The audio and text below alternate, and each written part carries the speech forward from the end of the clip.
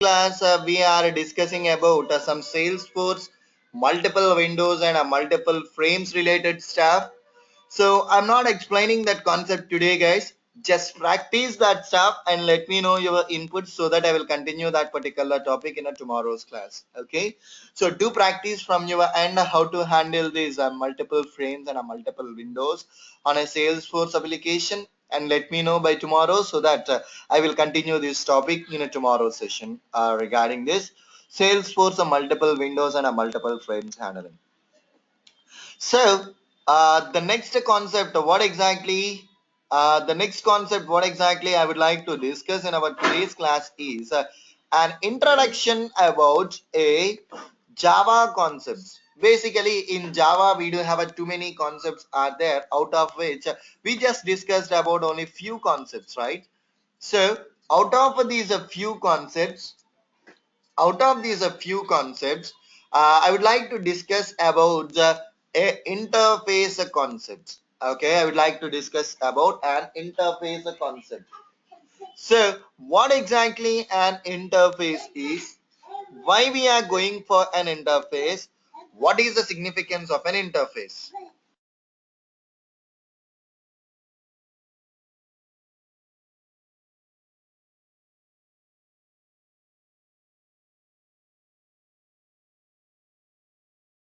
What is an interface? Why we are going for an interface? What is the significance of an interface?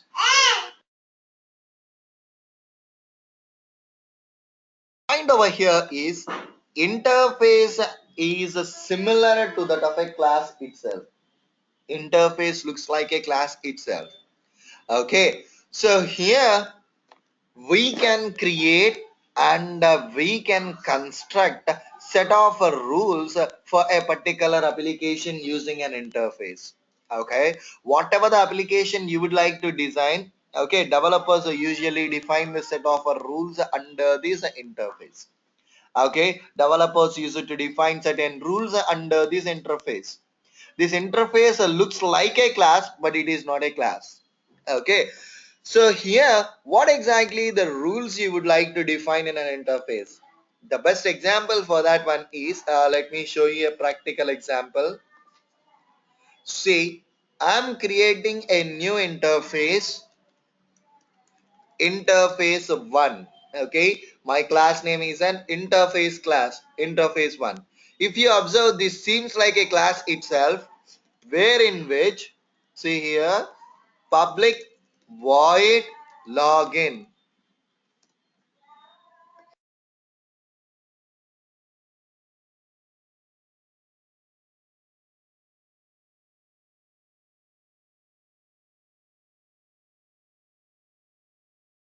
So this interface seems like a class itself. So if you observe what it means, created a method created a method, and if you observe, whenever I place in my cursor on that particular method, it is telling me that remove method body. See, it means it is suggesting me that remove this method body. When I open that, see, it is stating that in an interface we can define only the method names. The actual implementation of the methods we are gonna define it under a class itself. The actual implementation of a method, so we are going to define it under a class itself. Okay, the actual implementation of a method, so we are going to define under the class itself. Public void create a user, public void delete a user. Okay, so these are all the various methods first of all which I have created. Okay, that's fine. So in the interface I have just defined a structure. What are all the methods that will be there on a particular project? I have created an interface where in which I just defined only the names of a method. And right now I'm creating a class now, and this particular class is implements. Okay, or else implements would be confusing. If implements. Okay, and finish. See, generally, if at all we would like to implement the methods defined in an interface means we need to give a keyword to the class name implements and then the interface name.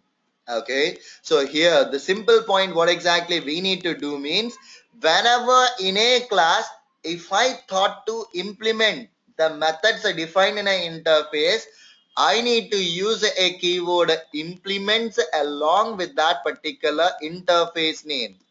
So whenever you have found implements a keyword after the class name means this one we can treat it as an interface where in which the methods are there. The actual implementation of a methods were defined in this class. And if you observe, if implements a class is throwing an error message, and whenever I place it my cursor, add unimplemented methods it is suggesting. Where in which, see here we have created a three methods, right? Copy the first method name, public void login system.out.println login. I have created a login method, but still the error message is popping up. The reason is we have two more methods are there in that particular interface. So public void create a user system.out.println create a user. The same way we have another method which is a delete user. Copy that and the public void delete a user system.out.println delete user.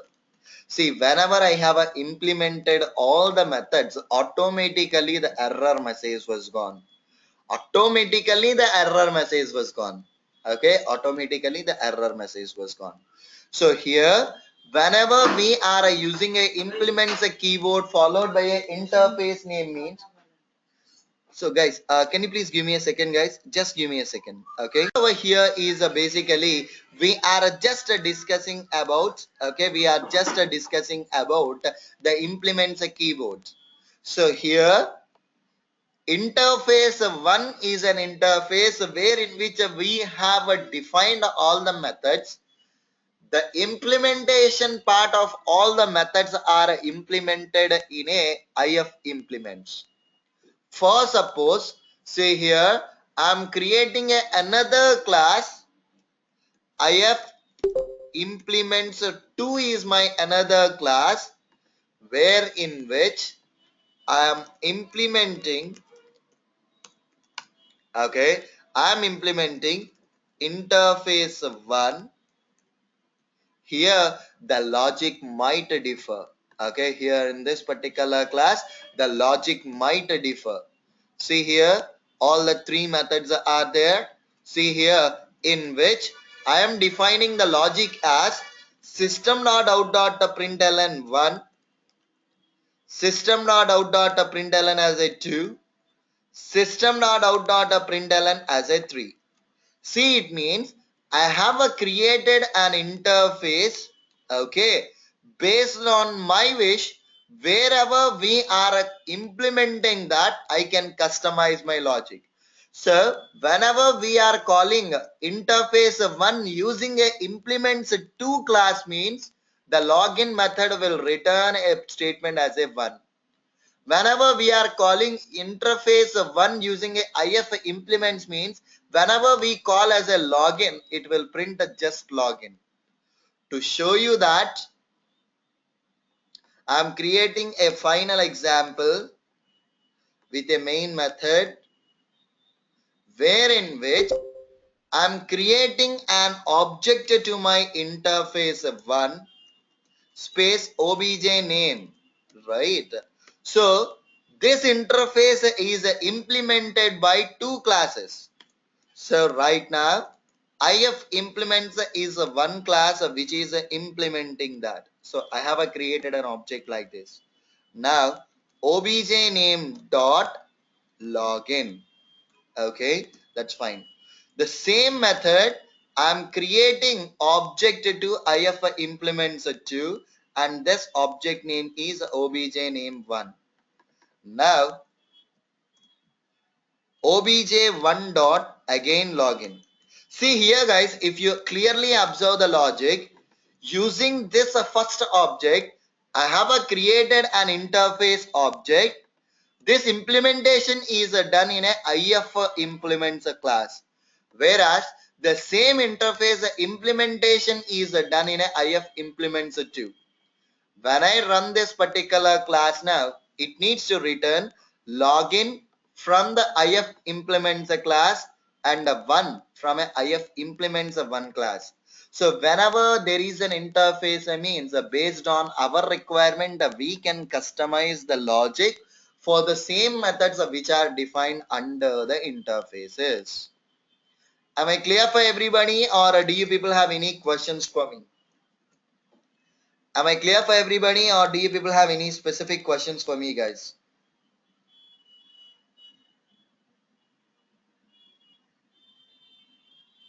Clear. Jyoti, Gayatri, Shruti, Vidya, fine. So this is about an interface. So one small point which we need to consider over here is WebDriver is an interface. The conclusion point over here is WebDriver is an interface.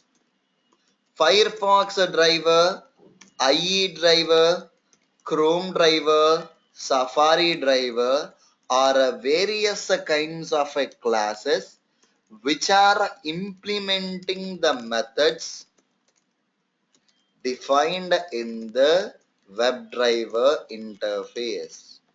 How come we know that? So let me show you a small example.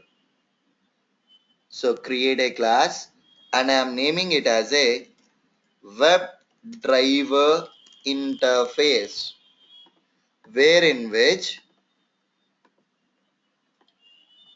I am defining as WebDriver space driver is equal to new Firefox driver. So this is my interface name, this is my object name, and this is my class name which implemented this interface. Like that, not only a Firefox driver, we can go with any driver with this syntax, with which we can confirm that a WebDriver is an interface wherein which we are implementing. Okay, Firefox driver is a class which is implementing all the interfaces methods. Okay, Firefox driver is the one which is implementing all the interfaces methods. That's fine. Okay, am I clear for everybody so far? Why we discussed about all these stuff? Is this point clear for you all? Fine. So that's fine. So this is about an interfaces concept. And another small concept which we have is an inheritance concept. Okay. Inheritance concept. What is an inheritance concept? Okay. Inheriting some properties from parent to child. Generally, inheritance will be occurred in terms of a parent and a child relationship. Okay, parent and a child relationship, inheritance will occur. So here, what exactly it will happen for this inheritance means, if we define some methods in a class and I would like to use those methods in another class. What I can do means, if I can implement inheritance concept, then simply what are all the objects or else what are all the methods which are defined in the parent class will be accessed in the child class also. And here we are using an extends keyword to specify the inheritance concept. So I'm creating a new class and I'm naming it as a parent class. So my parent class contains a method public void login system.out.println. This is a login. The same way public void logout. This is a logout. I defined that. Now I'm creating a new class with a name as a child class. Okay, wherein which I'm just extending my parent class. Okay, whenever we have extended the parent class, login is the method, and then logout is the another method which we have defined over there. So automatically we are just accessing those methods over here. Okay, automatically we are just accessing those methods directly. What are all the things that we have defined in a parent class? We are just accessing those methods in our child class directly. Okay, what are all those things that we have defined in a parent class? We are just accessing those stuff directly in our child class. Okay, when I run my script, inheriting the parent class information like methods and variables in a child class, and we are using them in our child class. The whole concept, which we can call it as an inheritance concept, the whole concept of which we can call it as an inheritance concept. That's fine, guys. Okay, the whole concept we can call it as an inheritance concept. So in WebDriver, we are gonna use the inheritance and as well as an interfaces concept frequently. And even few more concepts we're using, but we will be discussing those a few more concepts in our later classes. But for today, this is enough. And tomorrow also we are gonna discuss about what is a public, private, and static keywords and all those things. Basic information about all these keywords we are going to discuss in our tomorrow's class. That's fine. So this is about a basic examples on an interfaces and relevant stuff. Once we are done, so far if you remember, we just discussed about multiple frames and windows, and even I have a given scenario for your practice too on a Salesforce. So do practice that scenario and let me know so that tomorrow I will re-explain that. After that, I would like to show you a small example, guys. See, I'm just opening an IRCTC application, irctc.co.in. I'm just opening an IRCTC application. Just a second. Okay, services.irctc.co.in. See, I'm just opening that app now. See, whenever we are trying to open that particular application, services.irctc.co.in, whenever you would like to open those kinds of an applications, what it will happen means, see, this is the stuff. See, without entering the user ID and a password, whenever we click on a login button, see, clearly observe, I haven't entered any credentials and I simply clicked on a login button. Whenever I clicked on a login button, some kind of a alert got displayed for me. Okay, some kind of an alert got displayed for me. So using a WebDriver program, how we are gonna switch and handle these alerts? See, another small point is without handling this alert, it's not possible for us to perform any action on a browser. So how we are gonna handle the alerts? So here I'm just creating a script with a name as a alerts web based. So these alerts are displaying in a browser, right? That's the reason I marked it as a web based alerts only. Okay, that's the reason I just marked it as a web based alerts. That's fine. So here WebDriver space driver is equal to new Firefox driver, as we discussed about why we are getting this syntax now. Okay, as a Firefox driver is a class and a WebDriver is an interface, we are doing this. So driver dot get, open this app. Okay, driver dot get, just get this application URL and paste it out over here. Okay, https www.services.irctc.co.in. Just a second. Let me check out whether this application is opening or not. Fine. So we just opened this app. After opening the app, without entering the credentials, I would like to click on this login. So right click on a login, inspect element with a Firebird. It is having an ID property as a button. Okay, so copy the ID property as a button and go back to the script. Driver dot find element by dot ID dot click. I just performed a click operation over here. Whenever we performed a click operation, immediately an alert got displayed. So I am asking my web driver to switch to that alert. Switch to that alert. I'm just asking my web driver to switch to that alert. So switch to alert. And here, when I place my cursor on this, it is stating the return type as an alert.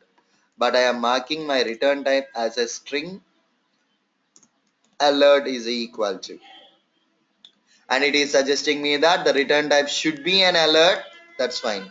So alert dot get text is a command which will get the text present on that alert whatever it got popped up. And the same way alert got accept is a command which will click on OK button on the alerts. And the same way alert dot dismiss is a command which is used to perform click on dismiss button.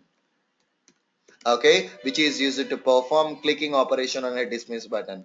As of now, for our alert only accept button is there. I just return the logic for accept only. And after handling the alert, I would like to enter a value to a username field. So right click, inspect element with a Firebug. For suppose if your alert is having, as of now it is having a OK button. In for applications it is having a cancel button too. If you would like to click on a cancel button, in those cases we can go for alert.dismiss. From this alert, click on a dismiss button. That's what we are specifying. So in the name field, after handling the alerts, find element by dot name.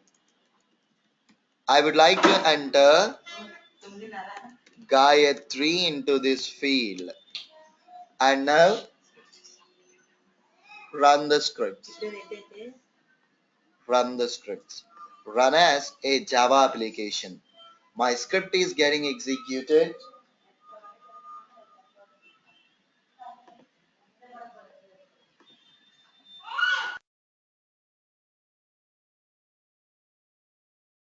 So it's been executing that. See, Gayatri got entered into the username field. Okay, Gayatri got entered into the username field. That's fine, guys. Am I clear for everybody, or do you people have any questions for me? So this is how we can handle the alerts. Okay, this is how we can handle the alerts. So these are the web-based alerts. So the simple thing is, if at all any alert or pop-up got displayed on a browser, how we are gonna handle that? The simple thing is, we are asking our web driver to switch to that alert and getting the whole alert information, and I'm storing it on an alert. And I am just printing the alert text, and I am just getting the information over there. That's fine, guys. Done up to here. So this is the way how can we handle any kind of a web-based alerts. Okay, that's fine. And later, let me show you another small example. So this is the application, guys, which I have.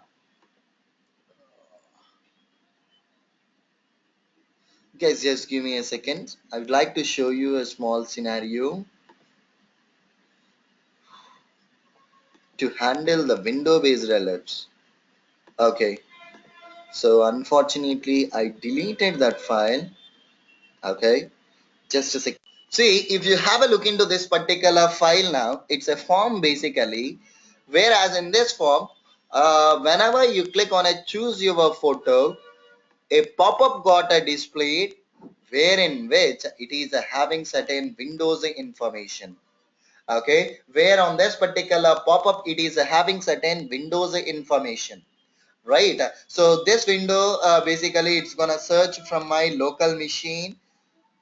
This is a path where I need to specify from my local machine itself. Okay, so this is the path where exactly I need to specify from my local machine itself. That's fine. So how exactly we need to specify this path and how we need to handle this one? So by default, we can't handle these window-based scenarios using an auto. By default, we can handle this stuff using a WebDriver. So in order to handle this one, we are gonna use some kind of a third-party tools like an AutoIT or a Java robot class. Java robot class is there to handle this, or an AutoIT third party tool to handle this stuff. So in the today's class, I would like to show you how can we handle these window based scenarios using a third party tool which is an AutoIT. How we robot class. How we are gonna handle this stuff using a robot class. So I'm just creating a class with a name as a robot. Okay, I'm just creating a class with a name as a robot class including a main method, and directly I'm creating an object to my robot class. See here, robot space rv is equal to new robot. Okay, and I'm just importing this robot class from Java AWT class. Okay, this robot is there from Java AWT class. That's fine. Guys, a small question over here is, assume that I would like to enter Murthy over here using my keyboard. In those cases, what we need to do, first of all, I need to press M and I need to release M from my keyboards. Right? Again, I need to press a U and I need to release U, then only U will be entered. R T H Y. Whatever the characters you would like to enter, just press and then release from your keyboard, then only it will enter. The same way, the robot class is having two different commands. One is a key press and the another one is a key release commands. Okay, the robot class is also having a certain two different commands, which is a key press and as well as a key release commands. Okay, key press, where in which I am asking it to press vk underscore D. I would like to press a D from my keyboards. Okay, so key event. Which event I would like to press? Key event dot vk underscore D I would like to enter from my keyboard. Specified that. The same way, I would like to release that. Key release of key event dot vk underscore D. I just specified that. vk underscore D. I just specified that. Key press and a key release. I just specified these concepts. Key press and a key release. Now run these scripts. Wherever the mouse pointer is there, at that particular point it will enter those values. See here, I just selected my whole code and now I am running my script. It means my mouse pointer is there over the code, hence it removed that and it entered a D over there. For suppose, after creating an object and before entering a value, I'm just pausing my script for some time. And now, when I run my test scripts, okay, run as a Java application. In the meantime, I opened my file. As our cursor is on this particular file, it is entering a value over here. Wherever your cursor is pointing, there it will enter the values. Okay, wherever your cursor is pointing, it will enter those values over there. That's fine. See, my intention is on this app, I would like to enter D drive colon a backslash PIC. I am having a PIC file and I would like to click on a open button. So we just entered a D now. We need to enter a colon.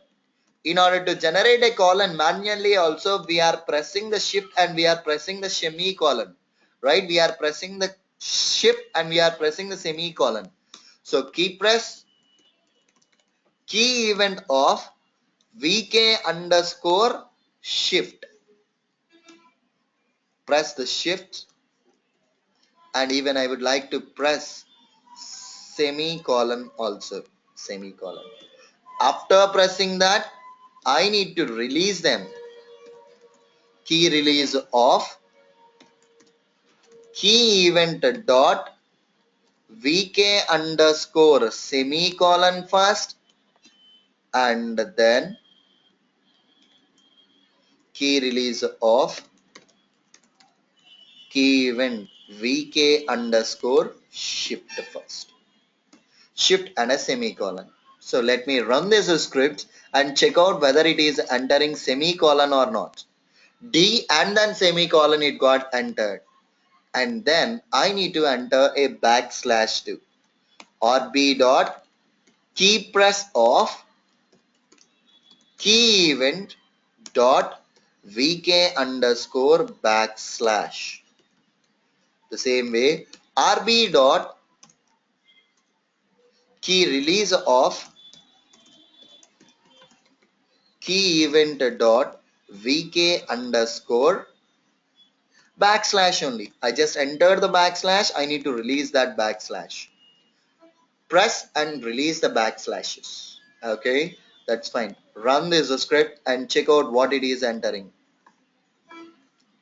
See D colon backslash. Now I need to enter PIC. Okay. So in order to enter the PIC, I'm just copying the code which I have written to enter D. I'm pasting it as a PIC. Let's modify the D to first time P.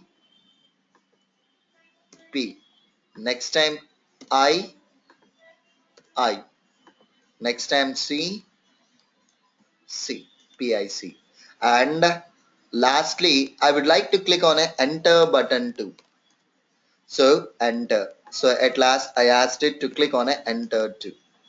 Okay, enter got generated. Now run this script and check out how this is gonna work now. So it needs to enter D colon backslash PIC and it needs to switch to a new line.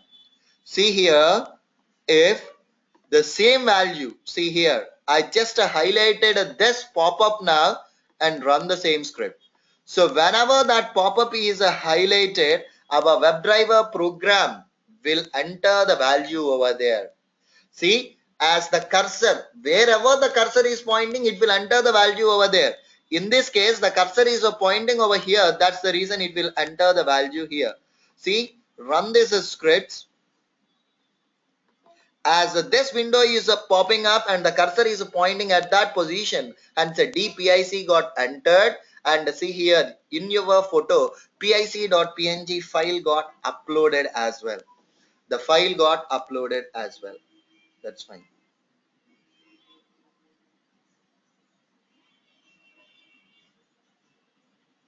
Okay, that's fine. That's fine. Done up to here. So once we are done up to here, the next point of what exactly we need to do is, okay, now here I need to write a program.